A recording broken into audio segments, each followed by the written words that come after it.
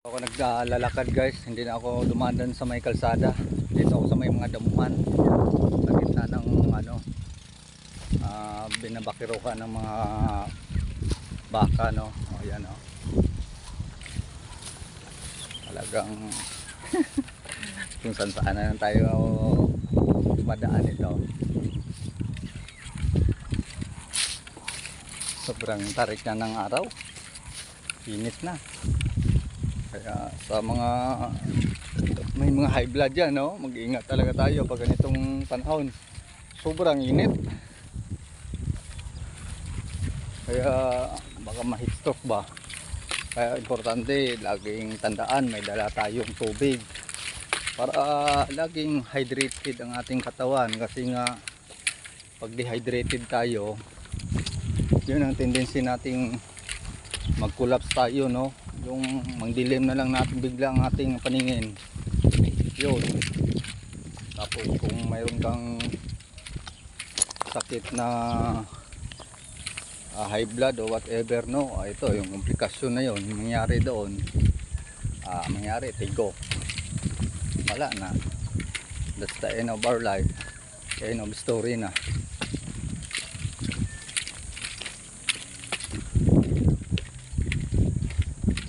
Tayo na lang naglalakad dito, walang kataw-tao, oh.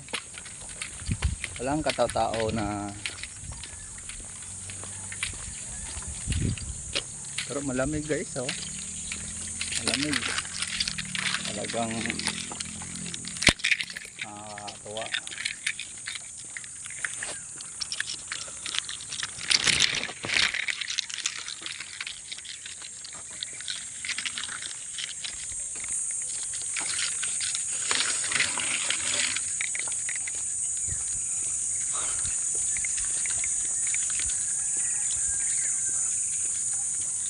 Alam mo, parang ang sarap ng pakiramdam pag tanggalin na natin, parang ang sarap ng pakiramdam pag napawisan ka, galing ka sa takbuhan, no?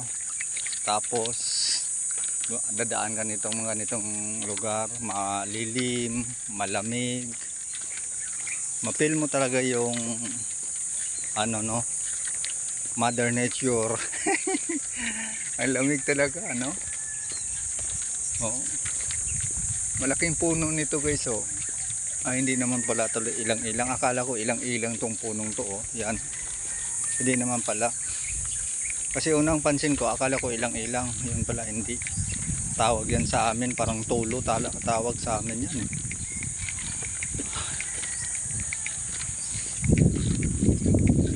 Siguro mga nasa 30 minutes tayo o 45 minutes yung takbo din natin. Pwede na yon, basta labasan lang tayo ng pawis, okay na. Wag lang mga sobra-sobra, yung totally drain ka na, no.